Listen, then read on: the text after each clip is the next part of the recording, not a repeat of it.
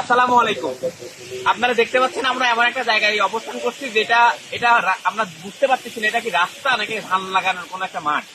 তো এটা হচ্ছে ঈশ্বরদীর সারা ইউনিয়নের সারা ধাউদিয়া এবং চানমারি মোড়ের যে রাস্তাটা সেই অভিমুখে আপনারা দেখতে পাচ্ছেন এখন একটি ট্রাক এখানে উঠতে পারেনি। এটা হচ্ছে বালুর ট্রাক। রাস্তাটির করুণ অবস্থা। এখানে আসলে আমাদের জানি না আমাদের স্থানীয় যারা প্রতিনিধি তারা কি আমাদের এই রাস্তাটা চোখে দেখে নাকি আমরা জানি না। আমাদের কাছে মনে হচ্ছে এখানে আমরা ধান লাগানো উচিত। আমার সাথে এই যে আমাদের জনসাধারণও আছে। জাস্ট আমরা এখন দায়িত্ব লাগছিলাম, দেখলাম এই অবস্থা, এখন আমরা ধান লাগাবো। আপনাদের সকলের মতামত চাই আমরা।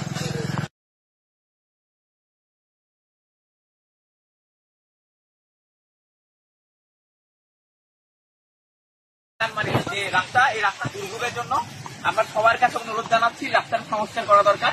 এখানে অনেক মহিলা পুরুষ এদিকে যাতায়াত করে প্রত্যেকদিন।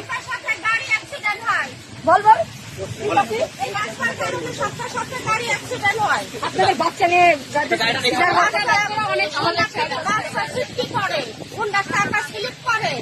একটু জানান তো। অটো উল্টাই প্রতিদিন, কতদিন অটো উল্টা দিছে, রাস্তার কোনো ব্যবস্থা নাই।